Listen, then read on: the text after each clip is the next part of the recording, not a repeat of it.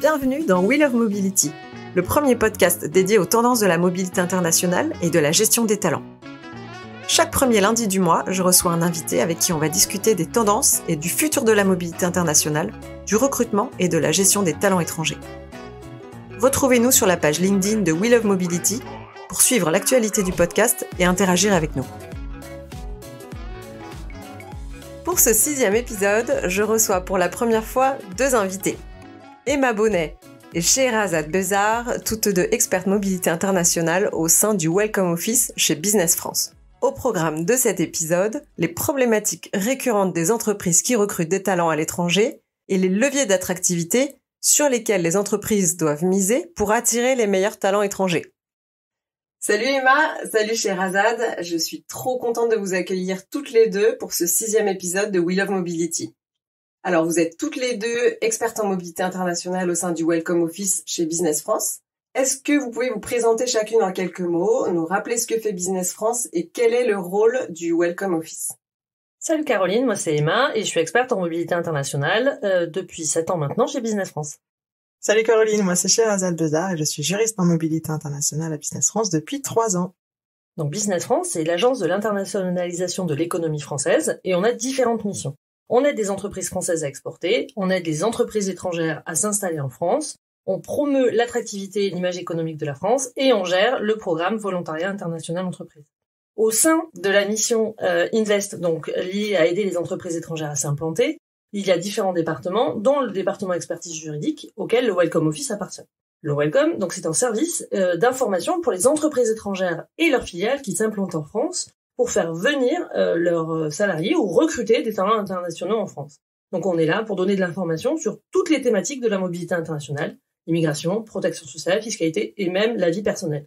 On porte le site Welcome to France et sur ce site, on a toutes les informations à plat sur la mobilité et une partie pour faire un parcours personnalisé et avoir toutes ces démarches à faire avant l'impatriation et jusqu'à 1 an après être installé en France. Et depuis fin 2020, on a un partenariat avec la mission French Tech et donc on est là pour outiller tout l'écosystème tech sur toutes les démarches d'impatriation, que ce soit incubateur, start-up ou start-up qui recrute des talents étrangers. Ok, donc le rôle de Business France est assez particulier. C'est vraiment d'informer à un moment clé et le plus en amont possible les entreprises sur les possibilités de mobilité de leurs futurs collaborateurs étrangers, c'est ça? Alors effectivement, côté Business France, on va avoir une mission d'information. Donc il faut savoir qu'on a différentes sources de demandes. C'est-à-dire qu'on va avoir notamment des demandes qui proviennent de notre réseau. Donc il faut savoir que Business France a des bureaux un peu partout internationalement. Et nos collègues vont être en contact par exemple avec des dirigeants d'entreprises qui veulent étendre leur activité en France. Et dans ce cadre-là, il va y avoir des questions par exemple dans le cadre de la mobilité du dirigeant vers la France ou dans le cadre de la mobilité d'un salarié de l'entreprise qui est basée à l'étranger vers la France. Et nous, on va répondre à ces questions pour expliquer les différentes démarches, quels sont les process à suivre, les délais, etc. On va également être en contact avec nos différents partenaires en région, donc via ce qu'on appelle la TFI, la Team France Invest, où on va être également en contact avec des entreprises qui vont avoir des questions en matière de mobilité internationale. Enfin, on peut également être en contact avec des entreprises de la tech qui peuvent avoir des questions sur les process spécifiques aux talents internationaux de la tech ou par exemple les incubateurs qui vont accompagner également des start-upers, ça peut arriver. Donc nous, on va vraiment avoir toutes ces questions et on va répondre dans différents cadres. Donc ça peut être un accompagnement individuel, donc en répondant directement à l'entreprise qui va recruter le talent ou par exemple au créateur d'entreprise, donc via une start-up par exemple. Donc dans le cadre de ces projets d'implantation, dans le cadre de la French Tech, et également via notre site internet, donc welcometofrance.com. Et on va également faire de l'accompagnement général, donc l'accompagnement collectif via des masterclass qu'on peut animer, des ateliers ou autres, ou des webinaires par exemple. Il faut savoir que nous, côté Business France, on va vraiment avoir ce rôle d'information. Donc on ne va pas accompagner le talent ni l'entreprise. C'est-à-dire que si par exemple on voit que l'entreprise est face à une situation très très spécifique, on va bien sûr lui indiquer de contacter par exemple un prestataire en mobilité internationale ou un avocat en mobilité internationale pour que la personne soit vraiment accompagnée. Donc on reste sur ce rôle d'information. Très bien. Et d'ailleurs, on peut peut-être donner quelques chiffres. En 2022, combien d'entreprises ont fait appel à Business France?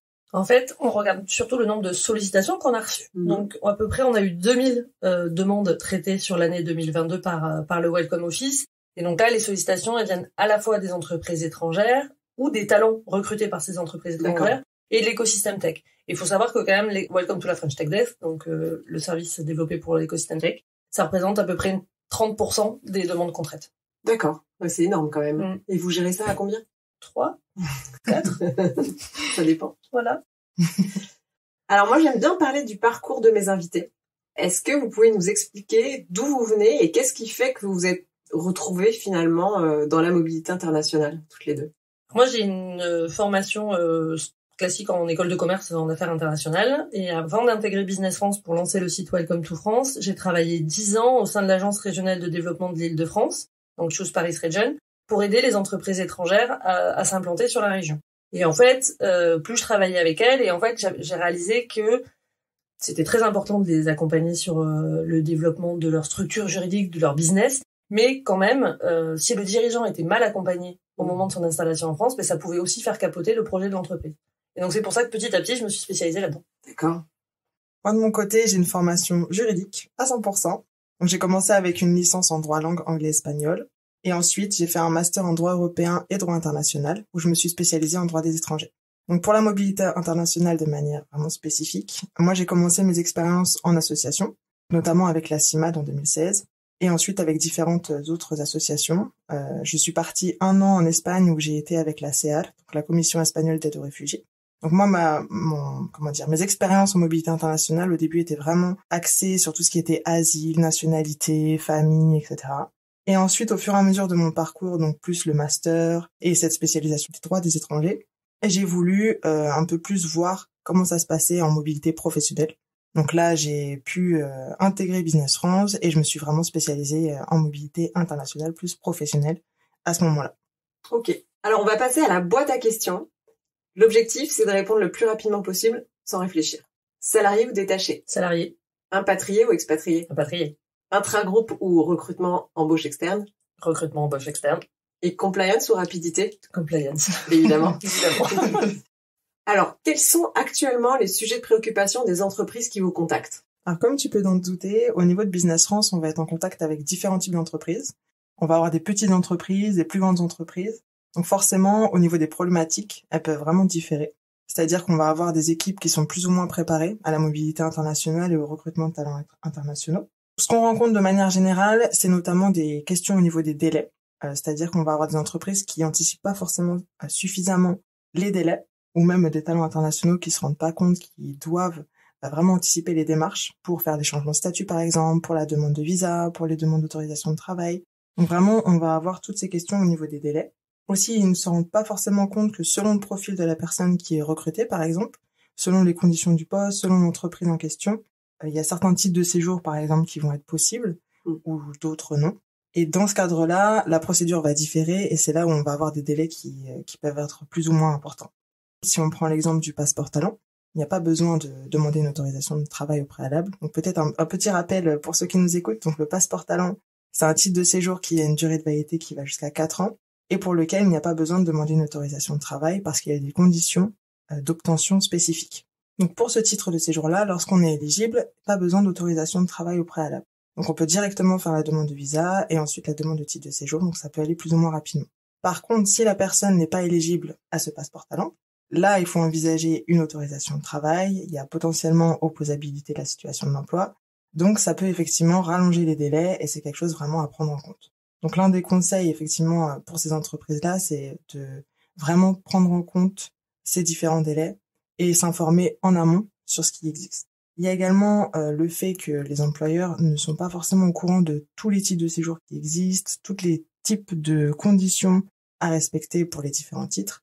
Donc vraiment, c'est très important de s'informer en amont sur ce qui existe, les différentes démarches. Ok, on a aussi parlé guerre des talents en préparant ce podcast, qui est toujours d'actualité dans la tech. Oui, plus que jamais même. En fait, on assiste vraiment sur certains profils très spécifiques, pas seulement dans la tech, dans d'autres secteurs aussi, mais il y a une vraie pénurie de main-d'œuvre. Donc, en fait, le recrutement à l'international fait partie des solutions pour pallier à cette pénurie. Et par contre, de fait de la rareté des profils, les sociétés se retrouvent face à des talents qui font jouer la concurrence. Et donc, en fait, les entreprises ont vraiment intérêt à montrer leur côté attractif. Alors, vendre la France, ça suffit plus actuellement, même si la France a un attrait naturel bénéfique. Mais il faut vraiment que les entreprises travaillent sur leur marque employeur et qu'elles arrivent à convaincre les talents de les rejoindre, mais en les convainquant, leur dire qu'ils seront accompagnés aussi dans cette arrivée, parce que c'est pas toujours évident de se dire je vais changer de pays, je vais m'installer en France. Donc voilà, si les entreprises veulent vraiment fidéliser et pérenniser leurs talents au sein de leur structure, pour moi, il faut vraiment qu'elles travaillent leur marque employeur, ou sinon elles risquent de perdre leurs talents et qu'ils changent d'employeur. Ouais, on a un problème d'attractivité de façon générale. En tout cas, il faut qu'ils travaillent sur cette thématique-là pour fidéliser au maximum leurs salariés. Et est-ce qu'on peut parler aussi de la situation spécifique des changements d'employeur?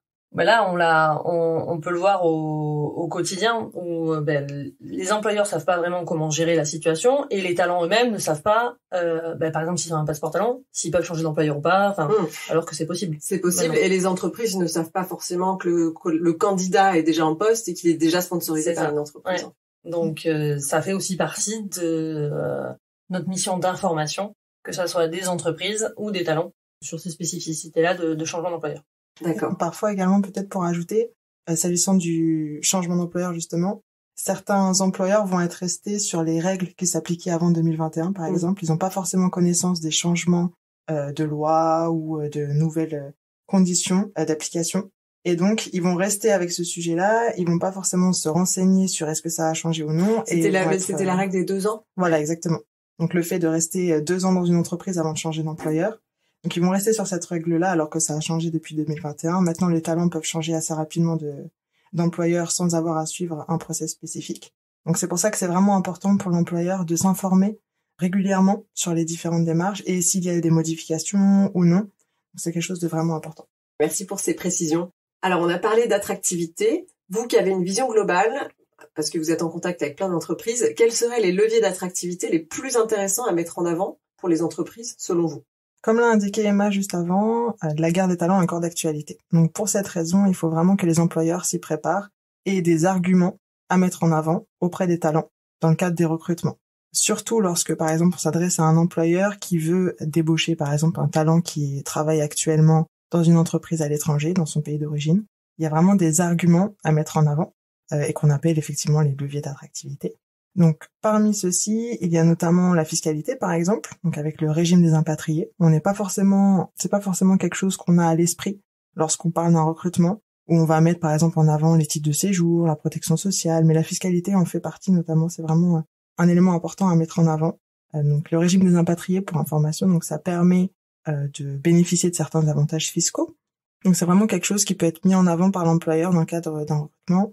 Il y a effectivement le fait également de montrer qu'on est en capacité d'accueillir le talent. Donc, par exemple, en le rassurant, en lui disant que voilà, il y a un guide qui a été préparé pour toutes les démarches qui vont être faites dans le cadre de ce recrutement. Donc, lui expliquer que l'employeur est bien au fait des différents types de séjours qui existent, des démarches à suivre. Simplement rassurer le talent sur le fait qu'il est bien préparé en tant qu'employeur, qu'il peut l'accueillir. C'est quelque chose également qui peut être considéré comme un levier d'attractivité pour ce talent et auprès des autres talents aussi, par exemple. Parce que ce qui est important à garder à l'esprit, c'est que souvent, ce qu'on appelle ces talents internationaux, ils sont en contact. C'est-à-dire que s'ils ont une bonne expérience avec un employeur, ils vont en parler sur les réseaux, par exemple, sur Internet, auprès de, je sais pas s'il y a des événements de networking, ils vont en parler également. Donc c'est vraiment quelque chose qui peut également contribuer à l'attractivité de la France de manière générale et qui est important à prendre en compte. Après, effectivement, il y a les titres de séjour à mettre en avant en disant que voilà, il y a différentes options, si besoin. Le système de protection sociale, donc il reste quand même quelque chose d'assez important.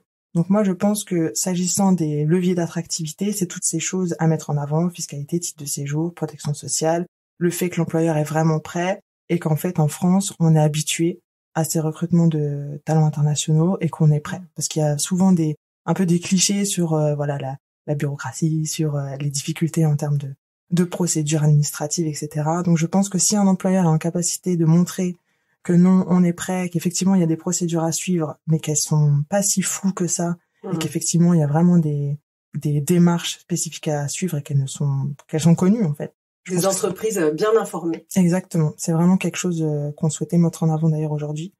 Que c'était vraiment un point très important que les entreprises doivent vraiment s'informer en amont pour faciliter ces recrutements.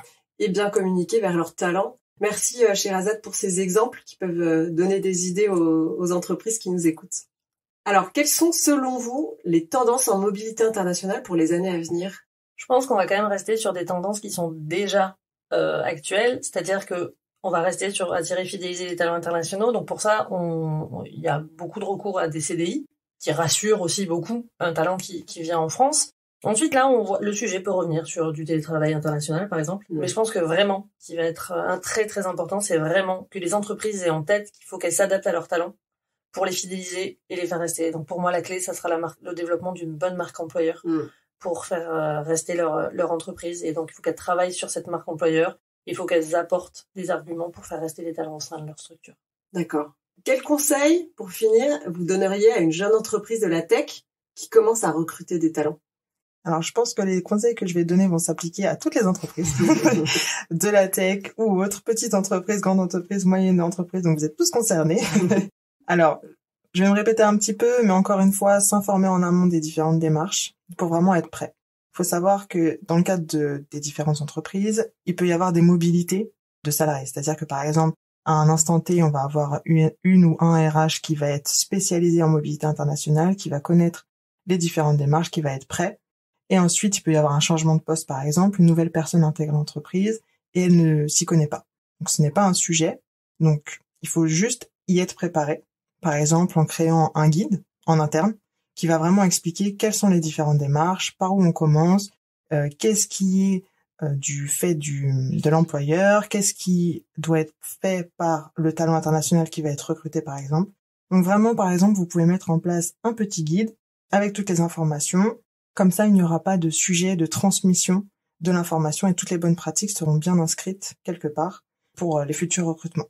Et ensuite, on peut également parler du fait d'être accompagné, se dire que voilà, on peut également avoir envie d'externaliser le fait de s'occuper de certains dossiers pour les talents, par exemple, si on se rend compte qu'on va avoir beaucoup de recrutements et que on n'est pas en capacité d'avoir un service spécialisé pour s'en occuper. Bah voilà, ne pas avoir peur d'externaliser ça pour vraiment être bien accompagné, qu'il n'y ait pas d'erreur de parcours, on va dire, dans le cadre de ces recrutements de talents. Donc pour résumer, s'informer en amont, préparer un guide en interne et garder à l'esprit qu'il y a des outils qui peuvent vous aider. Donc que ce soit le Welcome Office avec le site pour être informé de manière générale ou les prestataires ou avocats en mobilité internationale pour vraiment un accompagnement très spécialisé. Génial. Pour conclure, les choses à retenir de cet échange, c'est que les entreprises qui vous contactent et qui recrutent des talents à l'étranger rencontrent toujours les mêmes problématiques. Méconnaissance des formalités obligatoires liées à l'immigration française et des délais administratifs qui en découlent. Vous insistez donc sur la nécessité de s'informer le plus en amont possible quand on souhaite recruter un talent à l'étranger et de se faire accompagner par des experts pour que le recrutement et la mobilité se passent au mieux. Enfin, dans ce contexte de guerre des talents, il est super important pour les entreprises de se montrer attractives. Alors vous leur conseillez vivement de travailler sur leur marque employeur en montrant aux talents qu'elles sont en contrôle des enjeux, des délais, qu'elles vont l'accompagner dans les formalités, etc. Merci Emma et Sherazade pour vos éclairages et toutes ces idées. Merci à toi. Merci Caroline. C'est la fin de cet épisode, merci de l'avoir suivi. On se retrouve le mois prochain avec un nouvel invité. D'ici là, n'hésitez pas à partager le podcast avec quelqu'un qui pourrait être intéressé.